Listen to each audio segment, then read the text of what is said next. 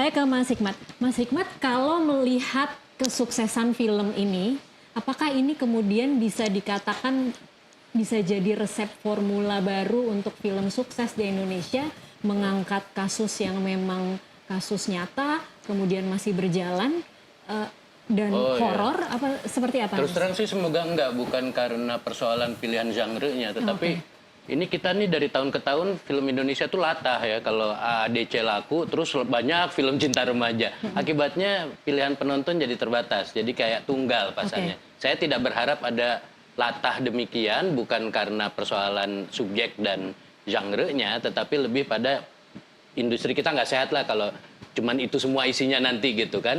Dan nanti ada ada ekses-ekses. Kalau misalnya yang jenis seperti ini, jadi semua film kayaknya kalau mau sukses harus kayak gini, itu kan penonton nggak punya pilihan, filmmaker juga bisa jadi ada kepleset-kepleset lah, nggak semua punya penjagaan atau kesadaran gitu ya. Namanya latah kan, kalau industri latah tuh repot.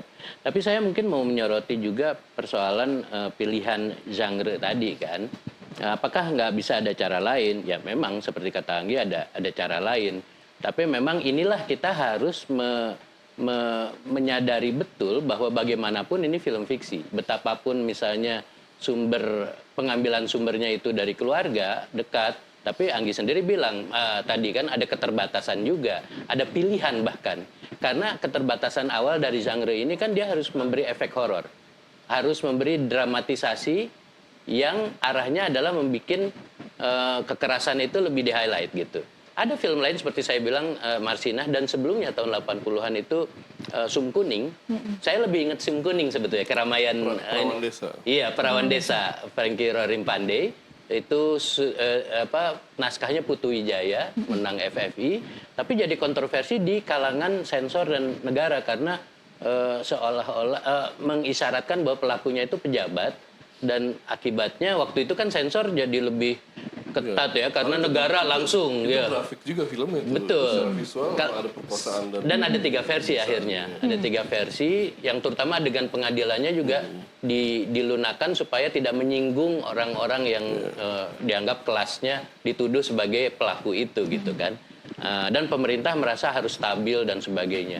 Kita tidak terjadi itu, dan saya merasa bahwa di satu sisi kalau dibilang adegannya detail untuk film horor, mungkin iya ya, karena kan ada pilihan untuk mendramatisasi dan memberi efek ketakutan, kecemasan, kekerasan dan sebagainya. Tapi kalau lolos dari sensor sebetulnya tidak sedetail itu. Sebetulnya sensor di Indonesia masih punya batasan yang cukup jelas, sehingga ketika dia lolos sebetulnya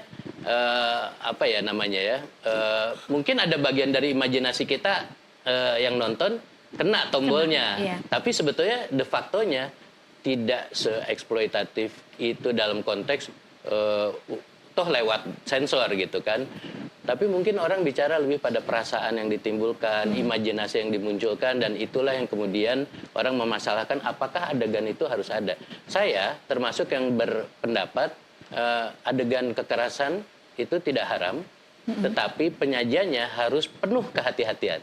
Karena kita mengasumsikan adegan kekerasan itu bagaimanapun, apalagi kekerasan seksual, itu betapapun penting, dia pada dasarnya problematik. Dia harus hati-hati gitu. Nah dalam konteks ini pegangan kita sensor, ya mungkin kalau dari segi sensor lulus, tapi ada banyak cukup keributan yang memasalahkan, tapi kayak gini kan sangat eksploitatif, karena orang kemudian memainkan, ya kan filmnya itu memainkan emosi, mengaduk-aduk emosi agar laku. Nah di titik itulah keributan itu yang masih berkembang. Saya jadi harus bertanya lagi ke Mas Hikmat nanti kalau sudah menonton ya, karena memang tidak tahu persis bagaimana adegan-adegan. Saya ada cukup dapat lihat, sebetulnya sih saya udah ngintip-ngintip beberapa bagian yang rawan itu gitu. Karena menurut saya sadisnya lebih kepada kekerasannya ya, bukan seksualnya. Justru itu, bahkan dalam kekerasannya toh lolos sensor juga. Iya, jadi aman sebenarnya. Maksudnya bukan aman, setidaknya ada koridor hukum yang dilalui. Jadi sensor biasanya tidak akan meloloskan adegan sadis yang mengglorifikasi.